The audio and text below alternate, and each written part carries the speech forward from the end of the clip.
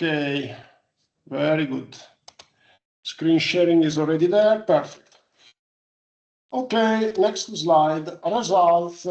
Once again, the order I am presenting these possible sections for a paper, it may be different from the order that is required by the journal. And once again, it's not granted for sure that you have all of these sections in a paper. If your paper is a review paper, for instance, of course, you don't have methods, or if you may not have methods, and typically you don't have results to present. What you present is just a summary of the literature, which may be extremely important for providing support information, but on the other hand, it's not a quantitative result, and typically is not presented in the form, the synthesis is not presented in the form of results.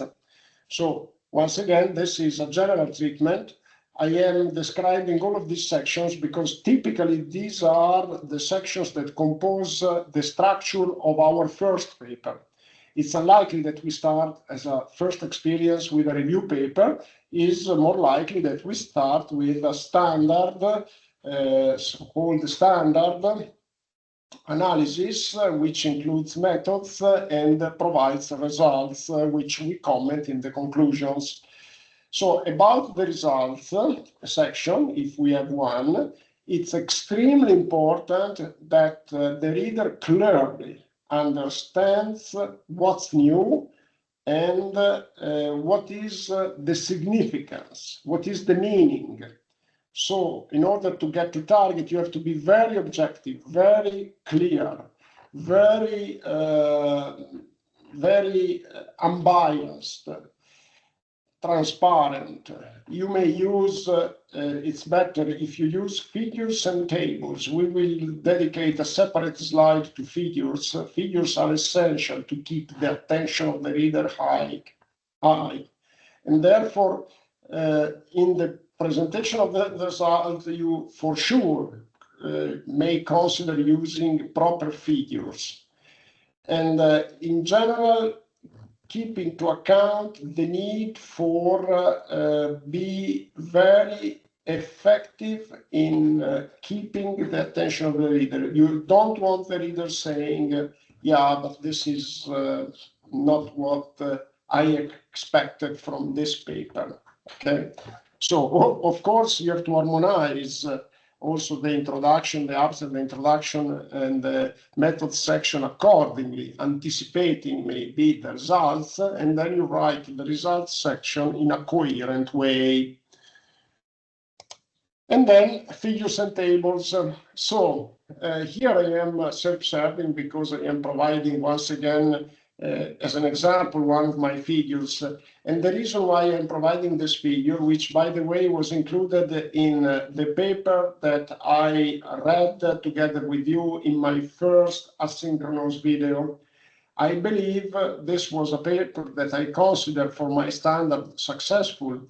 The journal was Science Advances. I tried Science first, but then I was rejected, and then I went to Science Advances. So, I mean, a paper that, again, according to my standard of academics that is standard profile, I believe it was, for me, a success, this paper, and I believe the reason of the success was the use of figure one, this figure, which was clearly informative and very clear. Of course, I'm not commenting now the reasons because I should provide the caption, because any figure is accompanied by a caption, of course.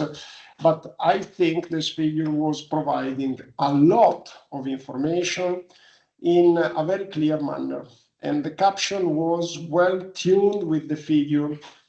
So what is the ideal recipe for a nice figure? The figure, first of all, should keep the attention once again of the reader high. And therefore, the high aesthetic is important, it matters. You should, in a way, be very creative, use proper colors, catching colors. Again, attention of the reader should like get awake when looking at the figure. And at the same time, you have to provide the information in a very clear manner. So avoid figures that are maybe sacrificing clarity for the benefit of the benefit of a better looking. It's not a good idea. I mean, it's good that the figure is catchy, is good looking, but it should remain very clear. And clarity means that you have to be very clear in the labels of the axis. In any writing that you include in the figure, you have to be very clear, use proper units, explain the units, and be careful of the caption. Usually, I don't know why, but figure captions and table captions are not cared enough, are not checked enough by the authors, because it's last kind of final thing that people do. Like, okay, let's check also the figure captions, and then you are hurried and you don't check them carefully. It's very important for the success of a paper that the caption is self-contained, not too long, informative, and very clear. And avoid redundancy. This is really an important thing. And about the tables, if I had to choose, if I have a space for either one figure or one table, I wouldn't have any doubt. I would include one figure, because the table is, is something that sometimes, I mean, it's not easy to read, because tables are essentially boring. So to avoid this problem, if you include a table, make it very short, very easy to read, to be read, because otherwise, imagine a table that is taking the full page of a paper. Who is taking the time of reading any number? It's maybe something that distracts the reader.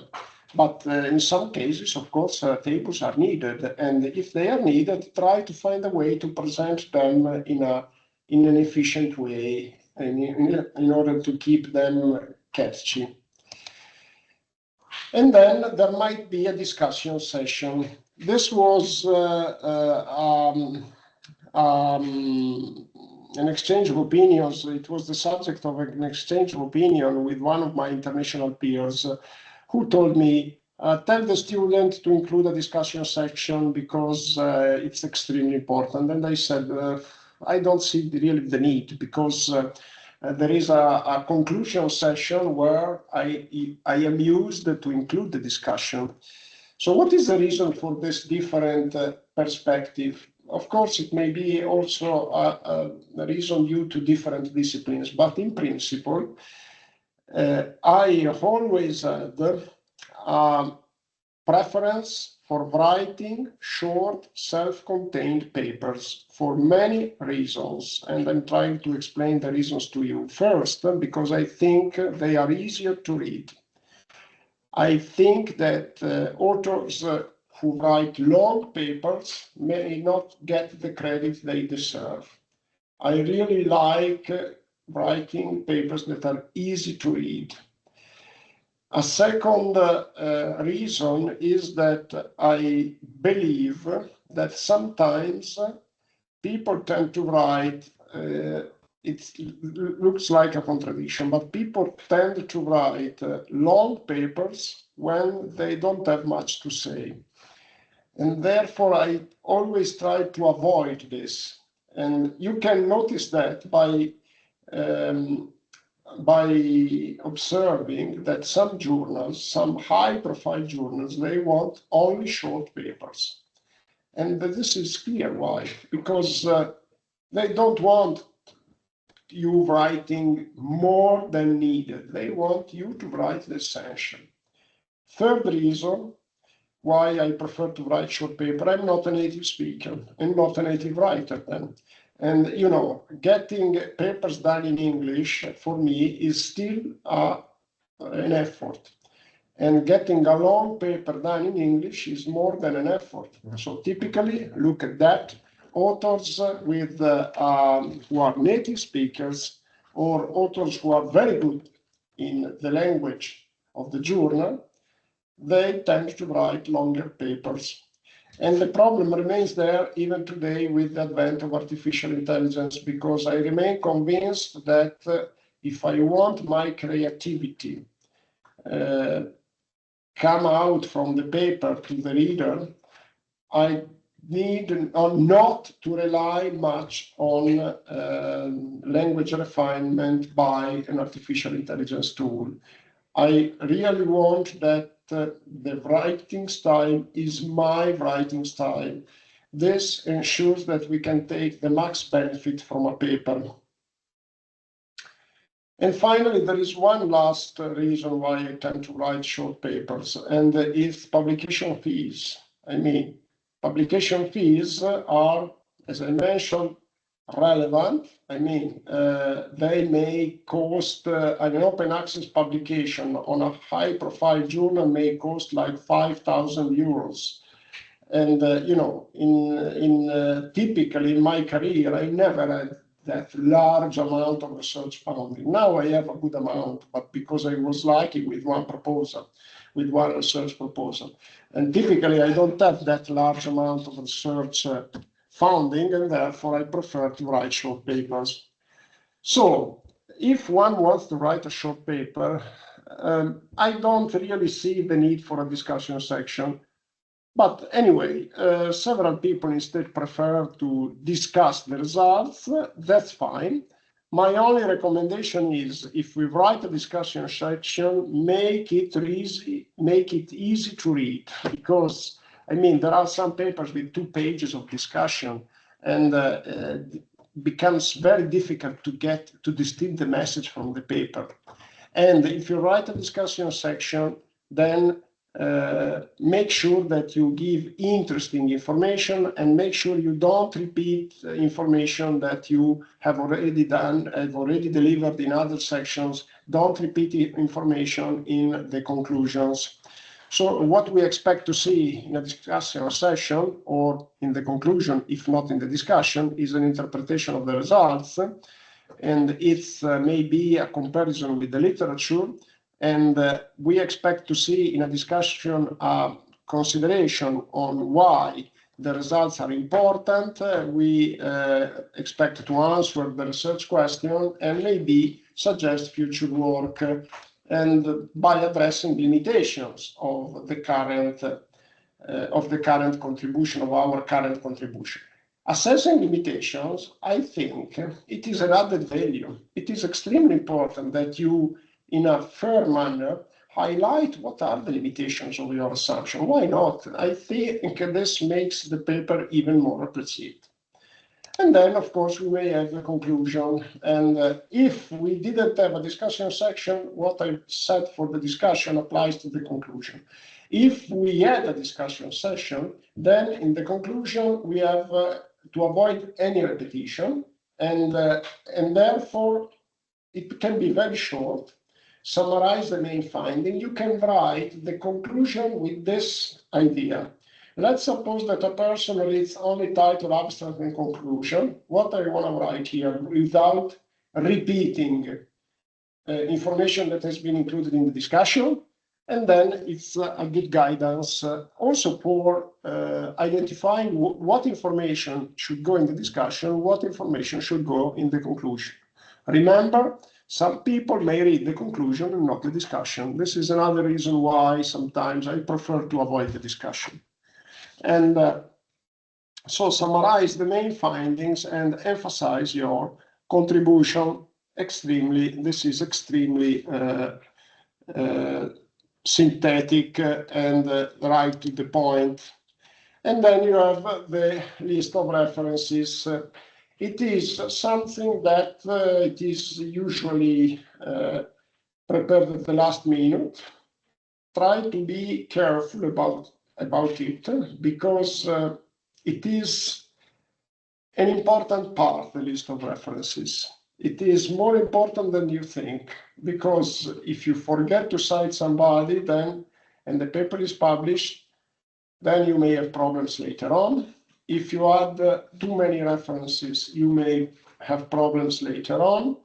During the review process, it is likely that you have problems if your list of references is badly assorted. First, you may get a reviewer that is disappointed because you didn't cite their contribution. This doesn't mean that you have to include a lot of citation in order to please everybody. This is a mistake that several authors, especially the younger ones, still do. This is a mistake.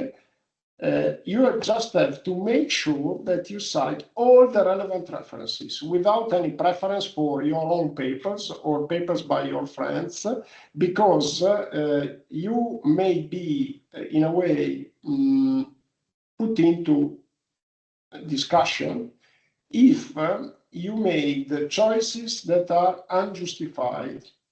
So it's not a problem if you provide few references. The important thing is that those that you provide are the most relevant.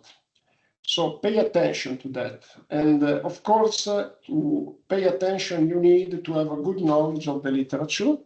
But nowadays, you have artificial intelligence tools that help you a lot in identifying the most appropriate references for a subject. So just make sure that you have the proper entries and you follow a proper and transparent criteria. You have to avoid, in a way, of course, plagiarism, which means that you are not allowed to cut and paste from a paper because it has been included in your reference list. Absolutely, you are not allowed to. Plagiarism is considered unethical, and indeed it is unethical. And the plagiarism is detected by automatic tools, which tell the editorial staff of a journal what is the percentage of coverage of the text with respect to published papers. A percentage up to 25% is generally considered to be acceptable, because sometimes these automatic tools are redundant. They also see some coverage where is not there. If you get to more than 30%, it's a bit of a problem. Therefore, be careful of that, of plagiarism. Plagiarism is something that you absolutely need to avoid. Today, we have all the means to detect these cut and pastes, even if you changed some of the words. And even if you run the text through an artificial intelligence tool to change the wording anyway, we have the means to detect these. So you have to be very careful of that. And then some tips. When appropriate, you may use the active voice. Just try to avoid long sentences and make the reading very clear. Short sentences are definitely better than long ones. Remember, when you start a paragraph, we expect normally to see in a paragraph at least 2 sentences. Don't use complicated words. There are, some authors, especially in the past, were convinced that an obscure language was an indicator of quality. Now it's no more considered a good thing. So better to write simple words that are more inclusive with respect to non-native speakers. And then, of course, be consistent in the use of the symbols, of the guidelines, and in particular for the symbols, try to avoid an excessive use of acronyms and symbols, because acronyms, it's true that they facilitate the reader, but when they are many introduced in the paper, they instead become very challenging to follow. So make sure that you make parsimonious use of acronyms. Some journals require you not to use acronyms in the abstract and not to include references in the abstract. So just study in detail the journal guidelines and try to make your language in a way the clearest possible. What are the common mistakes that we observe, we see into papers? And what are the inconsistency that I see in my papers written 30 years ago? And sometimes we see there is a lack of structure. Sometimes we see poor English. Today is decreasing the occurrence of poor English because artificial intelligence and the translators help a lot. But still, sometimes we see something a bit poor. There is today an orientation to be more forgiving with respect to poor language, but I mean, you have all the means to try to polish the language and therefore pay attention to it, avoid overcomplicated sentences, avoid mistakes in the list of references, and avoid to include, but we already mentioned this, unnecessary references. Now, usually we want to have the paper carefully revised and proofread. If you have the opportunity, let the paper sleep 1 week before making the final check.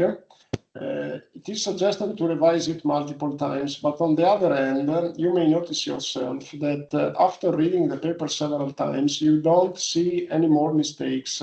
And therefore, if you have a chance, let the paper sleep 1 week, 10 days, because after 1 week, you forgot something that you got used to, and you increase your capability to detect a mistake. You may ask also for peer feedback or for the feedback from your supervisor, even better.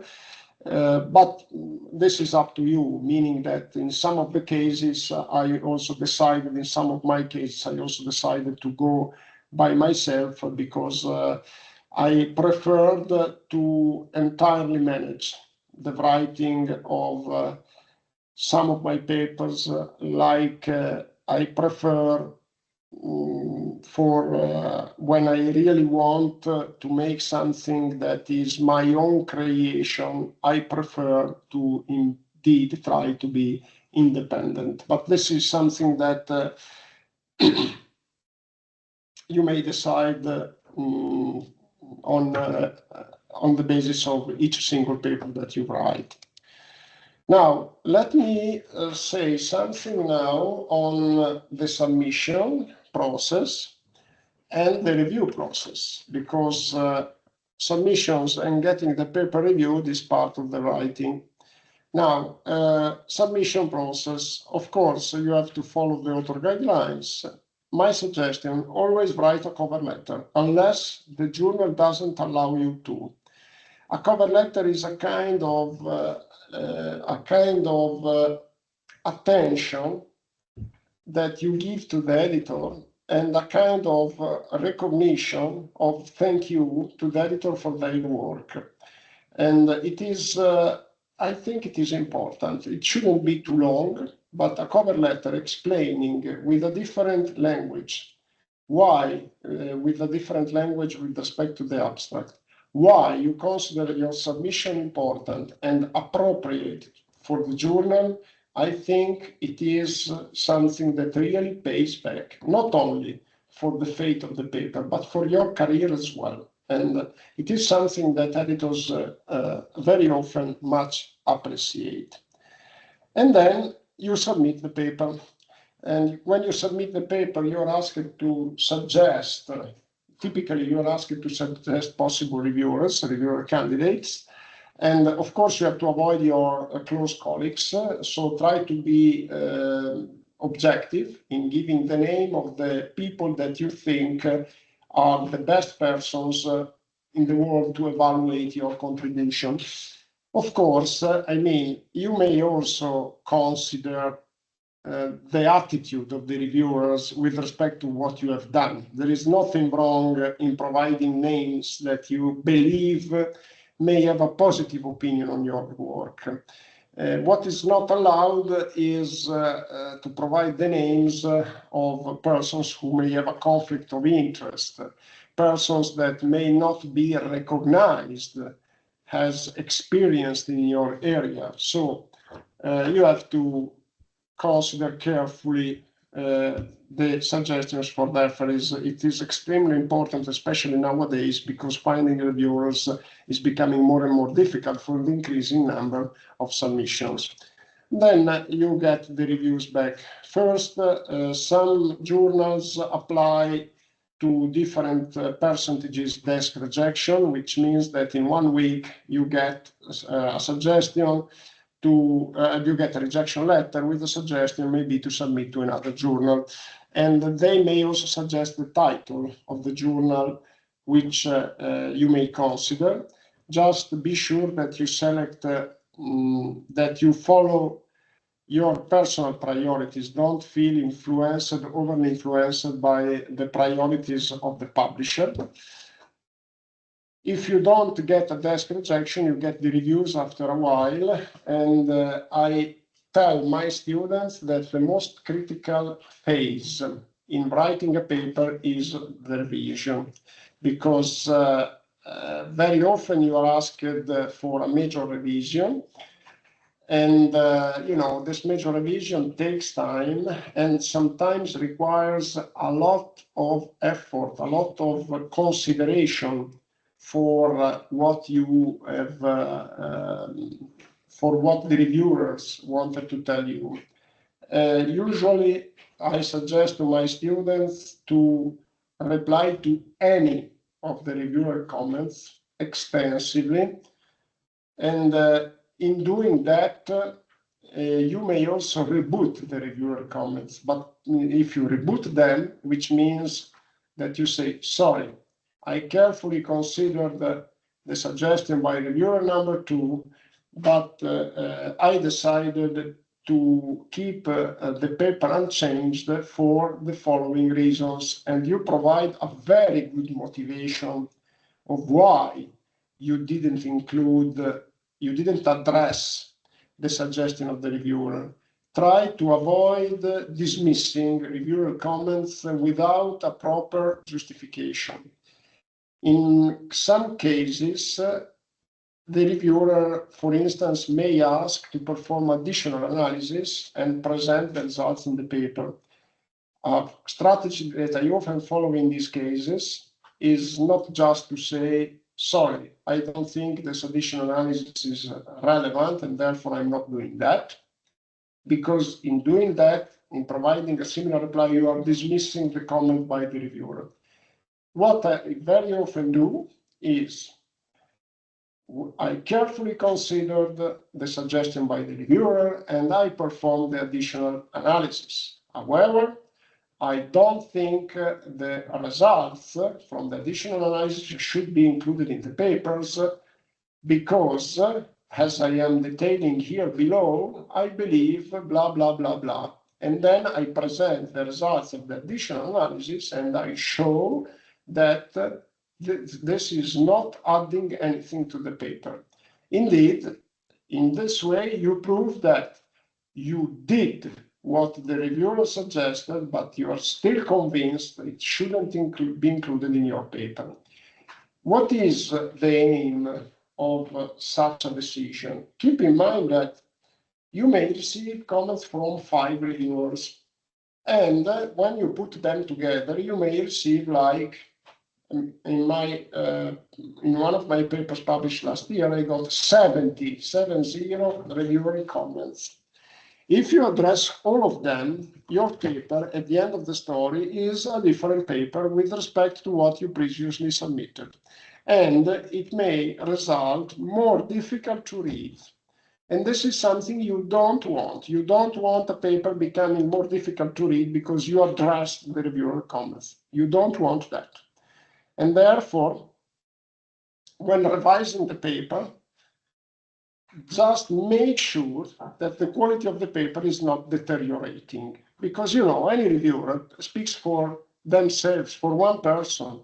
They don't know all the comments of the other reviewers. They don't work together. And therefore, you know, a diligent reviewer may give like 15 comments. But if you get 5 reviews, then it's 75. And if you address all of them, you obtain something that is unpresentable. It's not clear. Therefore, you have to be very careful in this process. And there might be some comments that you don't include because you don't want to lose clarity. You don't want to lose a coherent train of thoughts. And this is something that you can explain in a rebuttal document. My rebuttal documents usually are longer than the paper, like maybe not longer than the paper, but they can be like 10 word pages. And very often they include figures, they include additional tables. This is fine. And also keep in mind that some journals allow you to present supplementary material. So you may include this additional analysis in supplementary material. That's fine, but you know, the moral of the story is you get reviews that on average are helpful, but on the other end need to be carefully considered in order to, first of all, get the paper accepted, but also get a final result that is improved with respect to your initial creation. So just be careful about these features. Now, some final advice. You need a good knowledge of the literature as a consequence of what I said. Start writing early, practice regularly, try to keep your productivity awake, and review papers. This is something that I really suggest you, because this is essential. Review papers. In reviewing paper, by reviewing paper, you get known to the editors. If you reveal your name to the authors, something that I highly suggest, I'm not discussing now today this issue, which is a bit, requires a long discussion, but the journals in general always allow you to reveal your identity to the authors. Try to maximize the number of times you do that. Of course, if you reveal your identity, you have to be a very good reviewer. You have to put effort in the review. And if you put effort and reveal your name, you get known by the editors and by the authors, whose authors in turn may become reviewers of your next paper. And it's extremely important that you pay attention to reviewing papers for increasing your visibility, reviewing papers for getting to know new things, and review papers in order to increase your experience in writing. This is essential. So as a rule of thumb, think of reviewing 3 papers for any paper that you submit. And you may ask the question, how can I get a chance to review papers? Usually you get invited once you start publishing. So the journal, once you publish a paper, then ask you how to review papers. On the other hand, you may also write an email to the editor and say, hey, I am willing to serve as a reviewer. My keywords are those, and those, and my preferred subject area is X and Y. And please, I'm looking forward to invitations to review papers for your journal. This is something that is appreciated by the editor, is something completely fine. So just try to do that. It's extremely important. Okay, now I want to conclude with a few considerations about the word processor, and then I give you some details about the final assessment. Word processor, you have several options, and after looking at the journal webpage, you are often suggested a template. And if the journal is a good journal, they suggest more than one, depending on different word processors. They can give you the word template. They can give you the LaTeX template. What is LaTeX? LaTeX is, and let me open a Google page, LaTeX. So let me see if there is a Wikipedia, better, LaTeX Wikipedia. LaTeX is a professional word processor. This is in Italian, sorry. Here it is. Is a professional word processor, and it is a software system for typesetting documents. And it has a long history, and it is an alternative to Word. What are the pros and cons? Let's read here. LaTeX provides a high-level descriptive markup language to use, let's say, to use word processor more easily. And what are the specific features of LaTeX? I assume that you all know Word, okay? So you know what is the benefit and limitation of Word. LaTeX is less user-friendly. Traditionally, it is less user-friendly. And basically, you need to write through writing a code in a programming language, which is then translated by a compiler, which outputs a PDF file. You may see it as a complication. In reality, for writing papers is an advantage. It is more complicated for writing a letter. If I had to write a letter, I wouldn't use LaTeX, absolutely.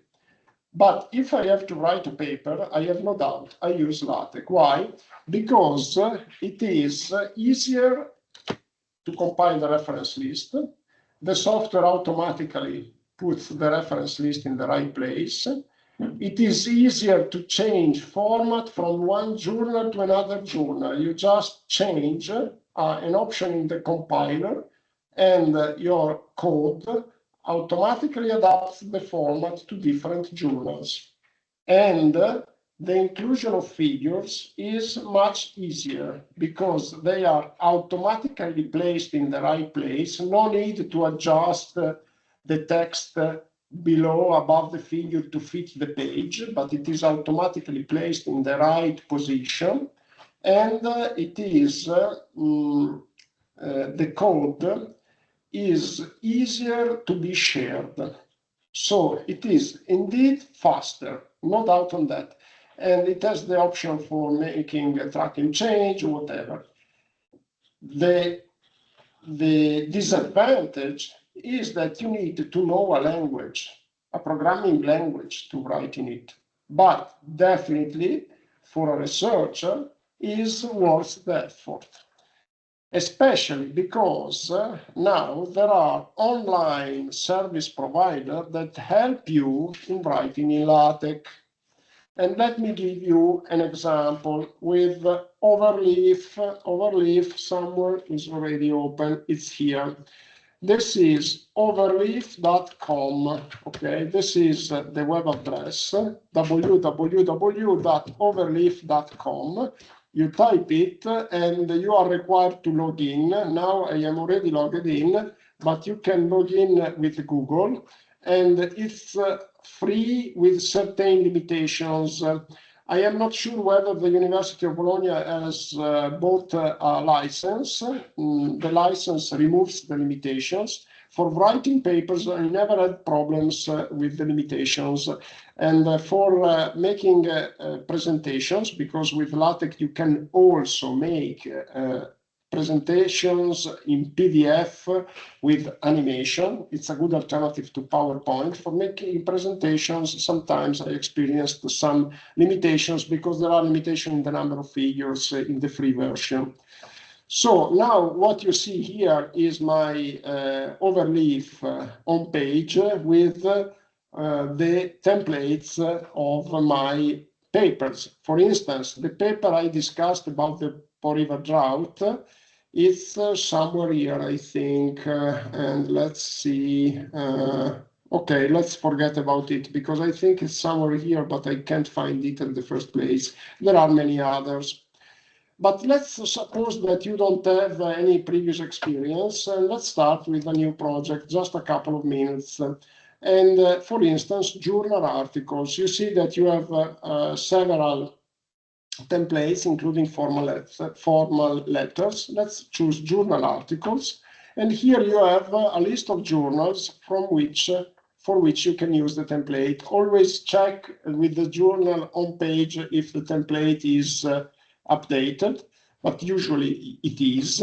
So for instance, let's choose a template for one of these. This one, for instance, Aerospace Research Communication. It's a journal, and it's a journal LaTeX template. So let's open it. Open as a template, okay, in Overleaf, and you get here the project. It's opening. And so you see here on the left the code, okay, and on the right, this is again supplementary material. I didn't want supplementary material, so let me just go back and let me see. Okay, let's see this one. Open as a template. But on the right, you get a preview of the resulting PDF. So this is very useful, you see. This is a preview of the paper, okay, with introduction, procedure for paper submission. This is, of course, an example, general guidelines, okay. And here you have the code. And let's suppose that you want to put your own code, okay, and your own title. Here in the code, you see that it is quite self-explaining. There is an instruction with written title. So let me write my first paper, okay? And then recompile here on the right, recompile. And then let's wait a little bit. You see my first paper. And then there is the author, first author. Okay, so I could put here Alberto Montanari. And then here recompile. And then you will see Alberto Montanari and second author. So you see that with the help of this online tool, here there is the abstract, begin abstract. It's relatively easy to get into it. And there are also instructions for the references. It is very easy to include references. And let me see if I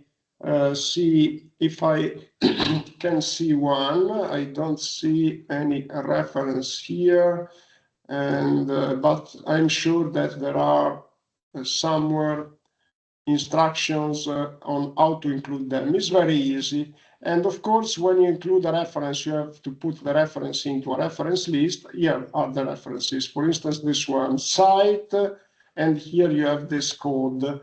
And between curly brackets, you have an identifier for the paper you want to cite.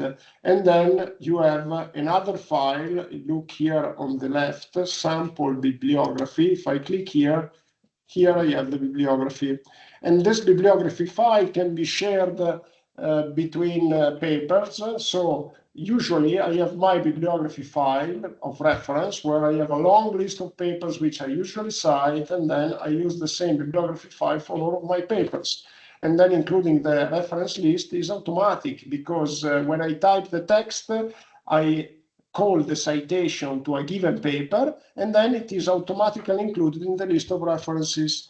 So you see that indeed it may look a bit obscure at the beginning, a bit taking more time. And for sure, the first paper that you write, it would be faster if you used Word. But I can tell you that from the second paper that you write, this becomes much more efficient. So my suggestion, whenever it's possible, use LaTeX for writing papers. For other things, of course, we can continue to use Word. Now, final information that I want to deliver to you, and let me share the screen for this. Final assessment. Now, let me show you my, and then I will need to share the screen, my virtual page. Oh, first, I think it's already open somewhere. Yes. So first, let me share the screen again and share screen. Here it is. Okay, I think now you see, yeah, my website. In my website now it's complete the list of the links that you need to prepare for your final assessment. It is copied by Virtuale. In Virtuale, you see everything is now there, with only one exception, which is the final test, which you can see here on my screen, but it's not yet available to you. You see, hidden from students here.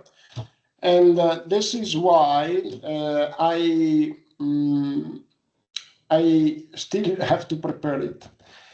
It is a quiz with a closed answer style. It means that you will get some 15 questions, and for each question, you have to select the proper answer. The questions will be different from student to student and at any attempt that you may make.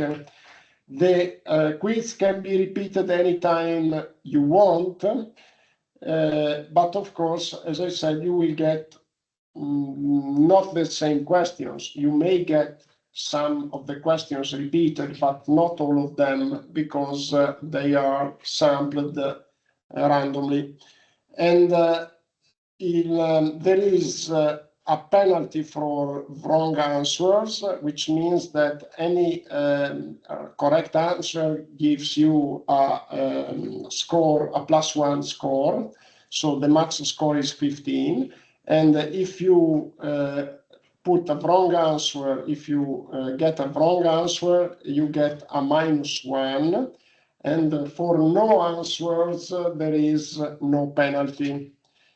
This is the rule, but please check, because I am still checking with the university if they have a format to suggest. So before taking the quiz, please check in the first page. You will get an explanation of the quiz.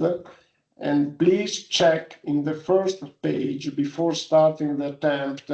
Check what are the rules, the criteria. I think I will adopt the rules that I followed, but that I anticipated. But please make sure that you make a proper assessment of the rules.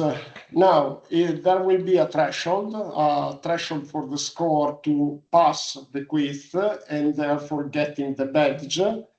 And this threshold, I still have to fix it, but it will be around 10, a score of 10. So about two-thirds of the max score. And again, 9, sorry, it will be 9, like 18 over a score of 30. So the same percentage, 9 correct, a score of 9 against a max of 15.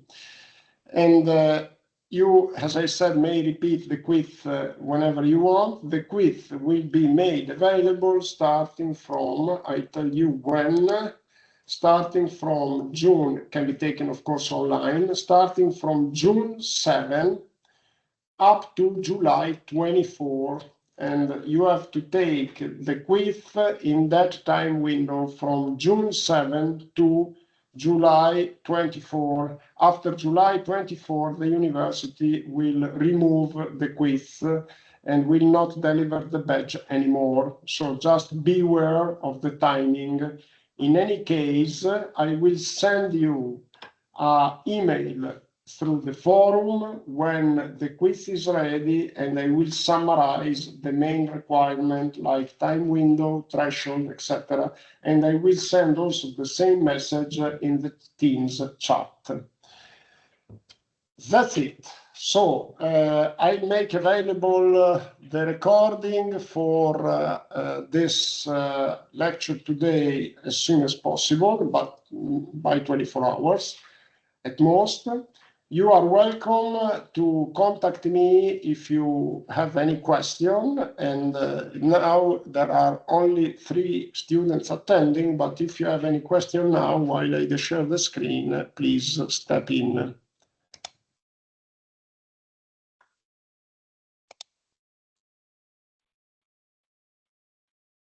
Okay, so thanks very much for your patience and for attending. I hope that I met your expectations. If you have any critical comment on this course, please let me know. And this is something that it was a new experience for me. And I hope, as I said, I met your expectation, but in order to get a confirmation, I really would appreciate an email or a comment through the forum. If you give me your feedback, again, I would appreciate it very much. Thanks a lot. Bye. Thank you. Bye.